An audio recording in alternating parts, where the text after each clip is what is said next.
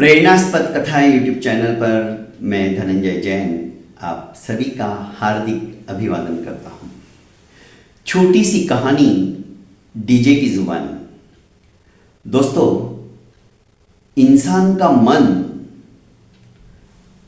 कहते हैं बहुत चंचल होता है। प्रभु भक्ति का समय जब आता है तो उसका मन ही नहीं लगता है। उदाहरण के तौर पर जब हम 108 मनकों की माला का जाप करना शुरू करते, चाहे हम ओम नमः शिवाय ओम नमः शिवाय ओम नमः शिवाय करें या नमोकार मंत्र बोले, नमो अरियंताणम नमो सिद्धानम का, या और कोई, उन 108 मन के एक एक करके फेरने के साथ साथ 108 से ज्यादा बार हमारा मन कहीं और घूम के भटकते हुए वापस आ जाता है। उस माला के अंदर, उस जप मालिका के अंदर हमारा मन लगता नहीं है। जो नामस्मरण हम करते उसके अंदर हमारा दिल ही नहीं लगता है। पर यही 108 के बजाय 500 की 5 गड्डियां हो, 100 की एक गड्डियां, उनको यदि गिनना पड़े, गिनने के समय में हमारा मन बिल्कुल एकाग्रता के साथ लगता है। ऐसा क्यों?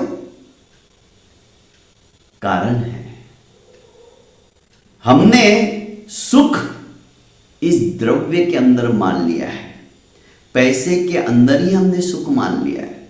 फलस्वरूप वहां मन हमारा आराम से लग जाता है, पर प्रभु की भक्ति के समय हमारा मन नहीं लगता। एक बार स्वर्ग लोक से एक आत्मा का मृत्यु लोक के अंदर पुनर्जन्म होने वाला था। तो उसने गिड़गिड़ाते हुए भगवान से कहा कि आप मुझे धरती लोक पर मत भेजिए, वहां के लोग बड़े स्वार्थी हैं, मैं यहीं पे ठीक हूं। भगवान ने कहा ये तो कर्म सत्ता है, इससे तो किसी को भी छुटकारा नहीं मिल सकता है। जन्म मरण की यह श्रृंखला तब तक चलेगी जब तक कि आत्मा 8 कर्मों का क्षय करके सिद्धत्व को प्राप्त नहीं कर लेता है। पर भगवान, मैं परेशान हो जाऊंगा वहां पर, मुझे आपके चरणों में ही स्थान देकर रखिए। अरे तू चिंता क्यों करता है, मैं हमेशा तेरे साथ हूं। ये जानता था कि नहीं, आप तो वहां पे दिखाई नहीं देते हो, मृत्यु लोक में आपके दर्शन पॉसिबल ही नहीं है, आप मुझे कैसे दिखाई दोगे?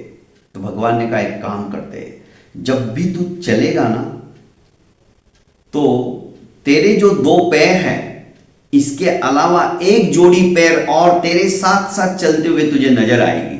समझ लेना मैं हूं। इसे थोड़ी संतुष्टि हुई। उसने कहा चलो, भगवान ने एक रास्ता तो बता दिया मुझे। जैसे जैसे बड़ा हुआ, पर उसके दिलो दिमाग में स्वर्गलोक की वह घटना याद उसे थी, और जैसे ही वो चलता तो देखता, हां, एक पैरों की जोड़ी साथ में चल रही है, मतलब उसके भी पैरों के निशान उसके साथ साथ चल रहे, उसे दिखाई दे रहे थे। उसने कहा चलो, भगवान मेरे साथ है। पहले तो रोड तो थे नहीं, मिट्टी थी, तो मिट्टी में पैर की जोड़ी उसको साथ साथ दिखाई देती थी। पर जैसे ही वो संकट में आता, तकलीफ में आता, मुड़ के देखता तो अपने साथ साथ सिर्फ एक पैरों की जोड़ी उसे नजर आती, दूसरा पैर गायब हो जाता। वो सोचता कि भगवान सुख में तो मेरे साथ रहते जैसे कि सारे संसारी लोग रहते हैं, और दुख में तो भगवान भी मेरा साथ छोड़ देते हैं। ये गलत है। मैं इतना उनकी भक्ति करता हूं, इतना उनकी प्रतीति करता हूं, इतना उनका पूजन करता हूं, स्मरण करता हूं, और दुख के समय में वो छोड़ के चले जाते हैं। ऐसा कई बार उसने नोट किया। बड़ा हुआ, बहुत बड़ा बिजनेसमैन बन गया। जब भी वो देखता, बीच में याद आ जाती भगवान की, और जब पैदल चलता तो उसको अपने साथ साथ, अपने 2 पैरों के साथ में दूसरे और 2 पैर उसके साथ चलते हुए दिखाई देते, मतलब उनके निशान दिखाई देते। एक दिन बिजनेस के अंदर बहुत बड़ा घाटा लग गया।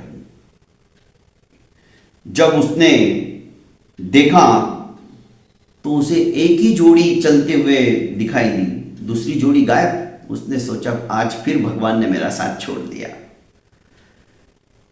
और एक समय ऐसा आया, क्योंकि जो जन्मा है सुनिश्चित है उसकी मृत्यु भी है। मृत्युशैया के ऊपर लेटा था, भगवान को याद कर रहा था और श्वासों की श्रृंखला उसकी टूटी और वो वापस ऊर्ध्व गति के अंदर उसकी आत्मा चल पड़ी। देवलोक के अंदर पहुंचने के बाद उसने भगवान से कहा कि भगवान, आपने अपना वादा नहीं निभाया। आपने हमेशा सुख के अंदर मेरा साथ दिया, दुख में मेरा आपने साथ बिल्कुल नहीं दिया। ऐसा क्यों किया आपने? उसने कहा नहीं।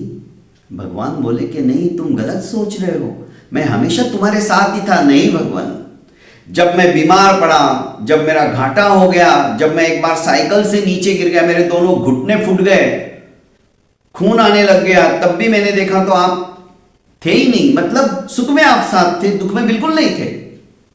भगवान ने कहा मैं दुख में ही तुम्हारे साथ था, तो फिर आपके दो पैरों के निशान तो मैंने देखे ही नहीं। तुम सही कह रहे हो, जब तुम्हें ज्यादा तकलीफ होती थी ना, तो मैंने तुम्हें उठाकर अपनी गोदी में ले लिया था, मैं तुम्हें उठाकर चलता था। वो पैरों के निशान तुम्हारे नहीं मेरे थे। इतनी बड़ी बात सुनकर भक्त बना यह लड़का रोने लगा कि भगवान, मैंने तो आपको पहचाना ही नहीं। तो दोस्तों, ये कभी मत सोचना कि दुख के समय हमारा कोई साथ नहीं देता। अरे दुख के समय मात्र और मात्र वही परमपिता परमेश्वर हमारे साथ रहता है, बाकी संसार का कोई व्यक्ति साथ नहीं देता है। बहुत बहुत धन्यवाद दोस्तों। प्रेरणास्पद कथा यूट्यूब चैनल को लाइक कीजिए, सब्सक्राइब कीजिए और ज़्यादा से ज़्यादा शेयर कीजिए। प्रणाम।